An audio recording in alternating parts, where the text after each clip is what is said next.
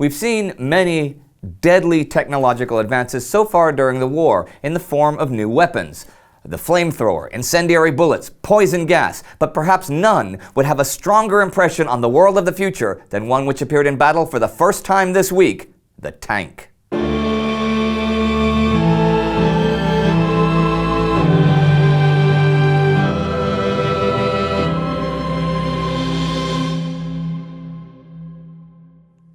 I'm Indy Nidell. Welcome to the Great War.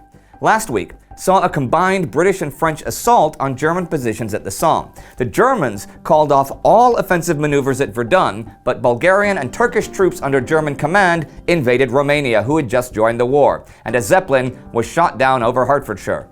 That Zeppelin was the first victim of the new incendiary bullets. And I'll begin this week with another new piece of technology, the tank.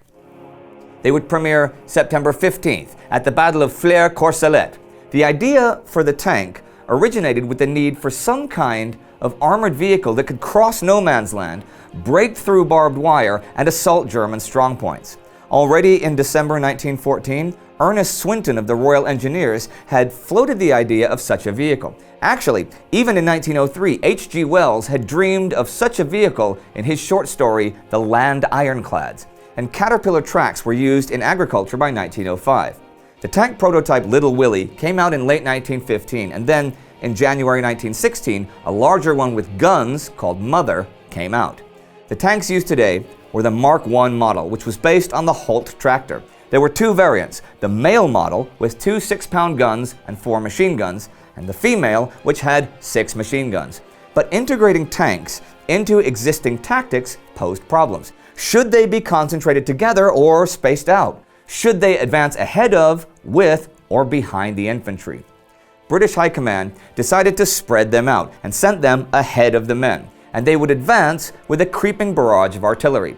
Then they would flatten the German barbed wire, and their guns would support the British infantry. 49 tanks were to be part of the attack. Some were hit by German artillery, some broke down, some failed to advance, and in fact nearly all of the 36 tanks that actually crossed the starting line stopped working for one reason or another. So they were really unreliable, but they did advance several kilometers, finally capturing High Wood as well as Flers, Martinpuich, and Courcelette, and certainly terrified the German infantry. But really, for the Germans that day, it was actually the creeping barrage tactics that had the biggest impact, not the tanks.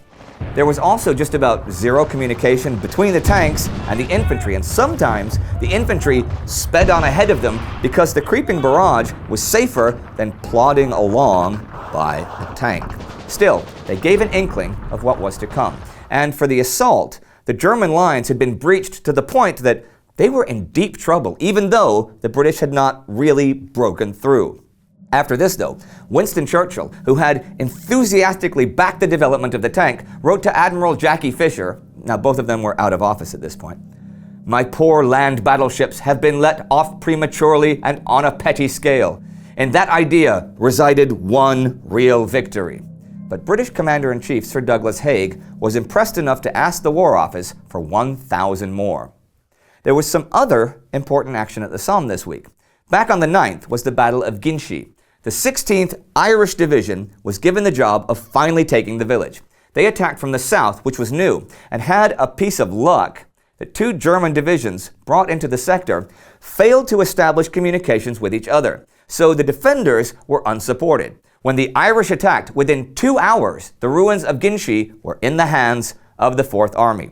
Just so you know, when the Battle of the Somme began on July 1st, that day, the British took around 60,000 casualties to take 3 square miles. Okay? Between July 15th and September 12th, it was around 120,000 casualties for about 6 miles. So in terms of casualties per ground gained, the rate had not changed. It just doesn't have such a dramatic impact because it wasn't all in one day. But the Germans had lost a bit of land. And German Chief of Staff Paul von Hindenburg ordered September 15th. The main task of the armies is now to hold fast on all positions on the Western, Eastern, Italian, and Macedonian fronts, and to employ all other available forces against Romania. And at home in Germany, the Hindenburg program was underway to remobilize the German army, recruiting German labor and forcibly deporting 700,000 Belgian workers to Germany. Cardinal John Farley, the Archbishop of New York, declared, "You have to go back to the times of the Medes and the Persians to find a like example of a whole people carried into bondage." President Woodrow Wilson protested this through Ambassador to Berlin James Gerard and told him to raise the issue with German Chancellor Theobald von Bethmann-Helveg.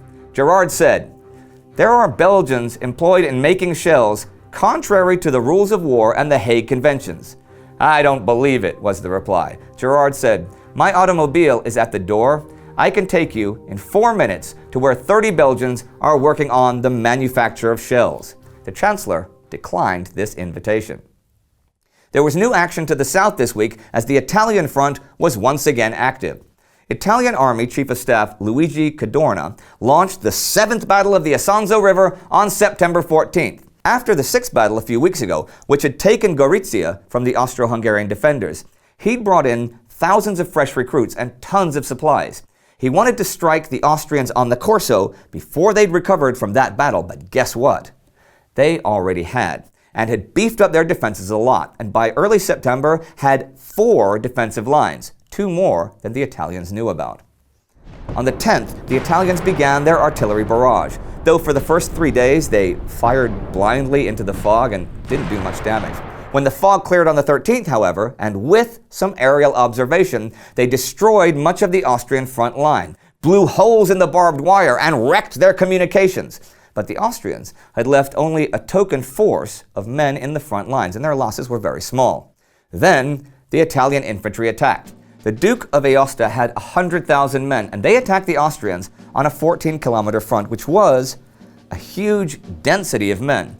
The Italians emerged from the smoke and dust in compact blocks of men and made targets pretty much as tempting and as easy as the British did at the Battle of the Somme on July the 1st. The Austrian gunners had been waiting for this moment, and as the Italians came on, wave after wave, shoulder to shoulder, they just mowed them down. One Austrian officer said it looked like an attempt at mass suicide. And when the Italians reached the deserted Austrian line, they were met with flamethrowers and tear gas and machine gun fire from beyond. The attacks continued for the remainder of the week, and Austrian casualties pretty much matched Italian after the first day. The 15th saw a ferocious Italian artillery barrage, but there was still no breakthrough and heavy casualties on both sides. And one event, which produced no casualties at all, happened in Kavala in neutral Greece. On the 12th, the 4th Greek Army Corps of 25,000 men there deserted to the Germans and were sent to Germany as guests.